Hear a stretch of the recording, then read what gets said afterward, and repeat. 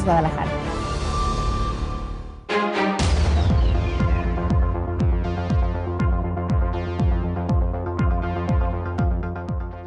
Ya estamos de regreso aquí en Mega Noticias TVC. Le decía yo hace un momento que vamos a platicar, y de hecho lo vamos a hacer ahora, del tema de la donación de plasma.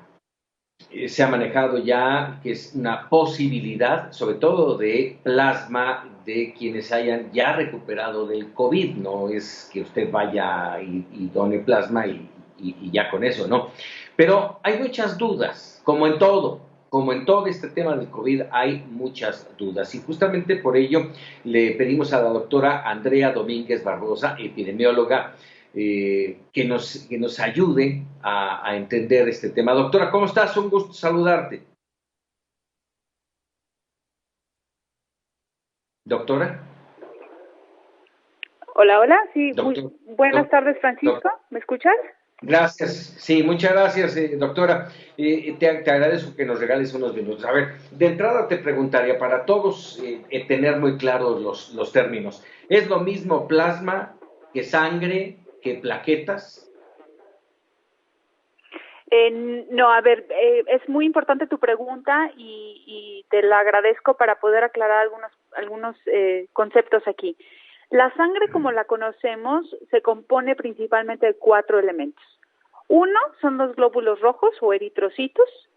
2 son los glóbulos blancos o también llamados leucocitos. El tercer componente son las plaquetas o trombocitos, que también se les llama. Y el cuarto componente es el plasma. El plasma es la parte líquida, por así decirlo, de la sangre.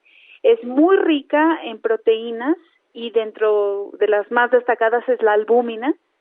También tiene algunos factores de coagulación y la razón por la que nos da más interés en el caso en torno a COVID-19 es porque es muy rica en inmunoglobulinas. Las inmunoglobulinas son parte de los anticuerpos que vamos a estar detectando para los pacientes recuperados o convalecientes de COVID-19. ¿Okay? Entonces, las plaquetas es otro grupo. Exacto. A ver, ahora dime una cosa. Entonces, este tema de la donación de plasma, que no, así como me lo estás platicando, no es otra cosa más que donar sangre y ya de ahí se extrae el plasma para este proceso específico. ¿Es así? Así es. Okay. El donador de plasma dona sangre, la sangre se separa en obviamente los otros 3 grupos y plasma, y es lo que se obtiene. Ok, ahora, para este caso específico de COVID, ¿el donador de plasma tiene que ser un paciente recuperado de COVID? Correcto. Entre los requisitos que se solicita a los donadores voluntarios de plasma para el marco de esta pandemia específicamente, es que además de haber sido, hayan padecido o haberse recuperado de la enfermedad, necesita haber una prueba de COVID, una prueba de PCR para SARS-CoV-2 negativa a los 14 días después de haber terminado los síntomas, es decir, para comprobar que ya el virus ya no está presente. Se requieren además, hay otros requisitos que nos está exigiendo nuestras autoridades para ser donadores. Otro es que sean hombres y o mujeres entre los 18 y 65 años de edad. Mujeres que no estén previamente embarazadas, que no hayan estado previamente embarazadas en los últimos 6 meses y que cumplan con los criterios de donación de sangre que ya establece nuestra norma oficial mexicana en su número 253, ¿no? ¿Qué tanta eficacia se ha comprobado, Andrea? Bien, hasta el día de hoy no existe suficiente evidencia robusta para determinar el uso de plasma convaleciente para el tratamiento de estos pacientes. Ahora, es una alternativa, hacer un trasplante de anticuerpos de un paciente que ya tuvo a uno que está muy grave y de alguna forma poderlo sacar de la gravedad.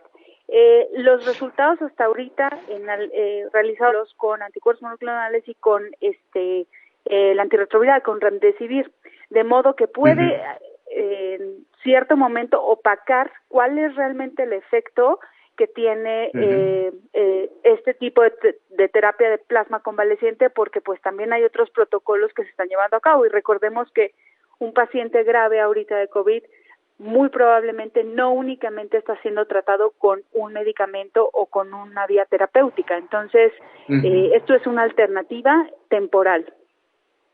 Ok, a ver, déjame hacerte otra de esas preguntas que invariablemente nos lo pregunta la gente y yo también me lo hago.